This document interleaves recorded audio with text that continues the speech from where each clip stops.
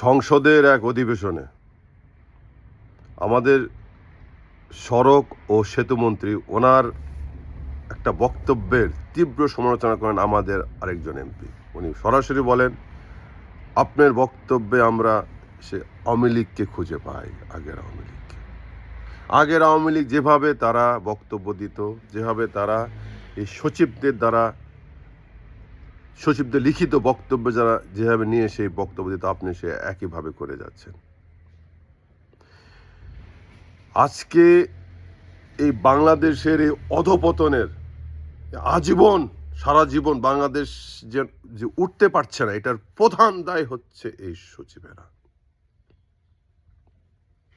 কারণ রাজনৈতিক নেতারা, রাজনৈতিক ক্ষমতাসীন দল তারা থাকে 5 বছর, পরে তাদের আবার চেঞ্জ হয়ে যায়। কিন্তু এই সচিবেরা থাকে চাকরির শুরু থেকে চাকরির শেষ পর্যন্ত 30-35 বা কেউ 10 বছর, 15 বছর, 20 বছর।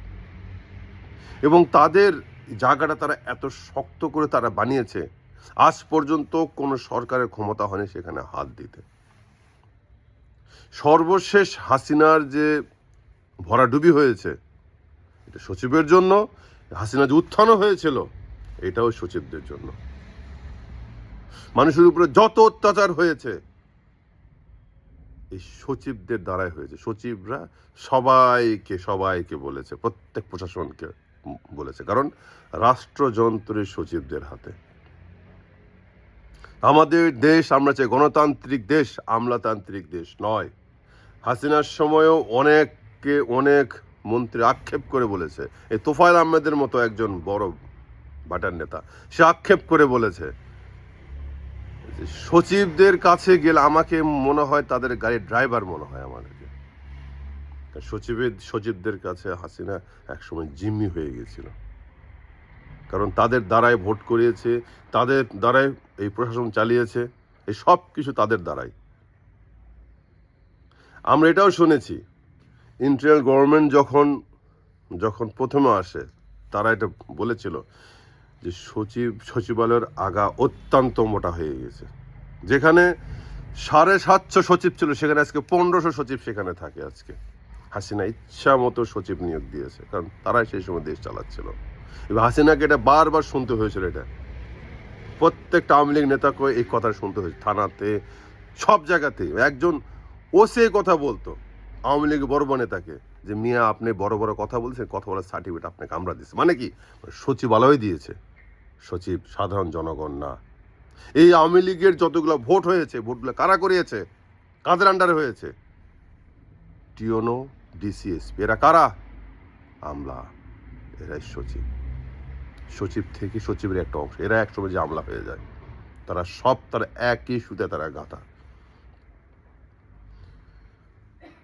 আমাদের দেশ, আমরা গণতান্ত্রিক দেশ চাই, আমলাতান্ত্রিক নয়। আমরার একটা রবট, একটা যন্ত্র। আমরা নির্দয়। আমলারা জনগণের ম্যান্ডেট নিয়ে আসেনি, আমলারা লেখাপড়া করে ওই পর্যন্ত গিয়েছে। তাই তাদের চিন্তা ভাবনা এবং সাধারণ যে একজন রাজনৈতিক নেতার চিন্তা ভাবনা এক কখনোই হবে না। তারা সারাটাই সেলফিশ। তারা শুধু নিজেরটাই দেখবে, এবং এবং এবং এবং তাদের স্ট্র্যাটেজিতে কোনো রকম কি বলবো, যে সহানুভূতি বলতে কিছুই নাই। এটা আপনারা ভালো করে দেখবেন। তারা সারাটাই তাদের সামনে জনগণ শুধু একটা রক্ত মাংসের একটা পিণ্ড, এর চেয়ে বেশি কিছু না। এটা আপনার ভালো করে খেয়াল করে দেখবেন। লক্ষ লক্ষ মানুষ মারা যায়, সাফ হয়ে যায়, তাদের অর্ডারে গুলি করে ছাত্রাবাত্রা করে ফেলে, তারা একটা শব্দ করে না, কারণ তারা মানুষকে শুধু একটা রক্ত মাংসের একটা পিণ্ড মনে করে, এর চেয়ে বেশি কিছু না। এই সচিবরা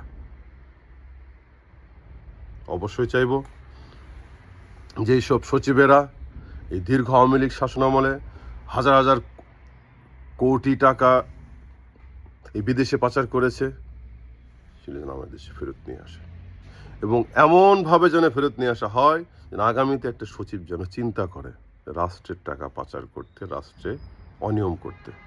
এটাও তো সত্য যে সবচেয়ে বেশি টাকা পাচার করেছে এই সচিবরা। এই কানাডা বেগমপাড়া, কাদের 90% শুধু সচিবরা সেখানে আছে। সব সচিব তাদের ছেলে মেয়ে কখনোই দেশে থাকে না, তারা আগেই তারা বাইরে পাঠিয়ে দেয়, কারণ তারা জানে টুডে অর টুমরো, আজকে অথবা কাল কেউ এসে আমার এখানে চেপে ধরবে। যাক, ভালো থাকবেন সকলে। আসসালামু আলাইকুম রহমতুল্লাহ।